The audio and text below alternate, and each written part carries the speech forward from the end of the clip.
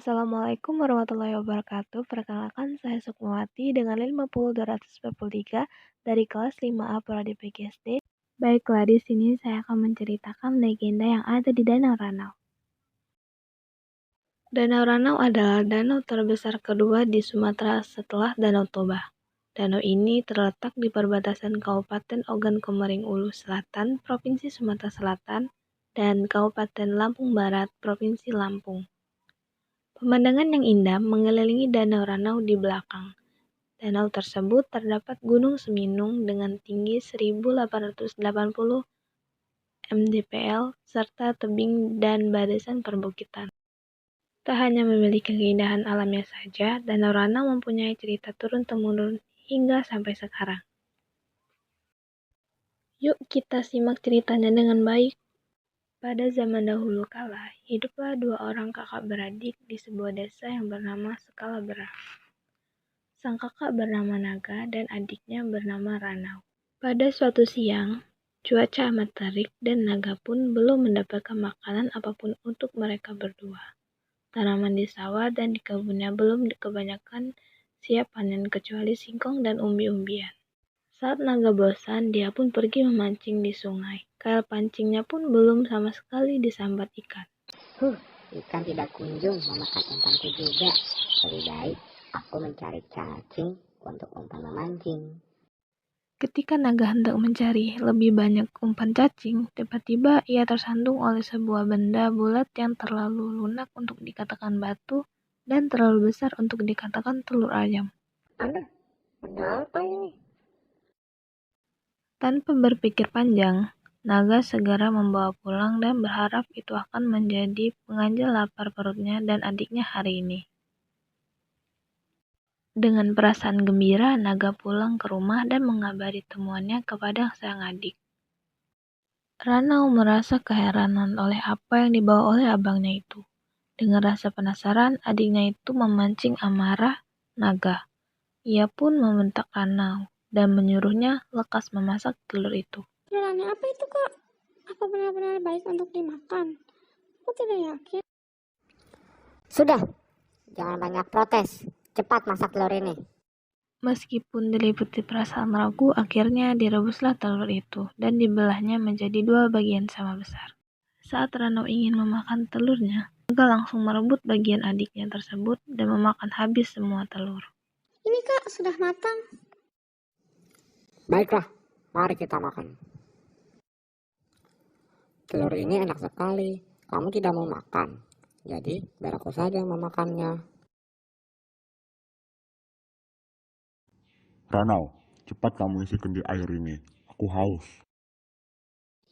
Ranau, apa masih ada air? Sudah tidak ada, Kak. Kakak telah minum semua persediaan air kita. Sebaiknya kita mencari air ke sungai untuk diminum. Sesampainya di sungai, secara mencengangkan, sungai itu pun surut seketika. Kini tidak ada pilihan lain bagi mereka untuk mencari air selain satu tempat tersisa yaitu laut, Sekalabera. Mereka bergegas menuju lautan yang mengelilingi desanya itu. Apa yang terjadi dengan sungai ini? Lebih baik kita ke Laut Scalabra, Kak. Di situ satu-satunya harapan kita. Di tengah perjalanan, Naga mulai merasa ada keanehan di kaki dan tangannya. Tangan dan kakinya mengecil serta menjadi satu dengannya. Sekarang dia lebih mirip ular ketimbang dengan manusia. Ranau pun berdoa. Ia merasa sedih dan ia pun berdoa. Apa yang terjadi dengan tubuhku ini? Kenapa tangan dan kakiku menyusut? Ada apa ini? Kakak, apa yang terjadi? Tubuhmu tidak seperti ular sekarang. Aku juga tidak mengerti kenapa bisa seperti ini. Ya Tuhan, tolong kembalikan kakakku seperti sedia kala. Tiba-tiba, bumi dan lautan berguncang hebat. Muncullah sesosok makhluk mirip ular dari dasar laut. Makhluk itu ialah Ulay, ular sakti yang dipercaya oleh masyarakat setempat sebagai penjaga lautan.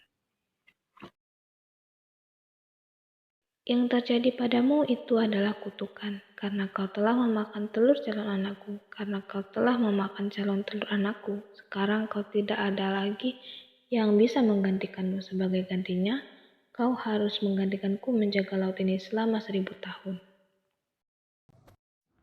Aku akan menggantikanmu selama 1000 tahun, asalkan kau memberkatiku untuk berubah menjadi manusia saat bulan purnama untuk bertemu adikku. Baiklah, aku kabulkan permintaan itu. Hari berganti minggu, berbulan-bulan telah berlalu, hingga tiba saatnya naga menengok sang adik. Ternyata, setelah lama mencari, naga tidak kunjung menemukan Ranau. Naga pun merasa kesal. Ranau, di mana kamu? Dia pasti malu bertemu siluman sepertiku. Setelah ia beranggapan bahwa Ranau malu bertemu siluman ular sepertinya, sebagai bentuk amarah, dibuatlah sebuah gelombang pasang yang amat besar, hingga menghancurkan perkampungan dan memberantakan sebuah persawahan dan perkebunan. Menyadari itu adalah ulah kakaknya, Ranau yang sedang menumbuk padi, segera berlari ke arah laut.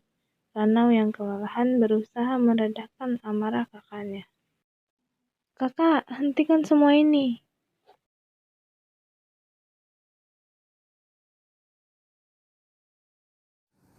Kau merasa malu kan untuk bertemu seorang siluman sepertiku?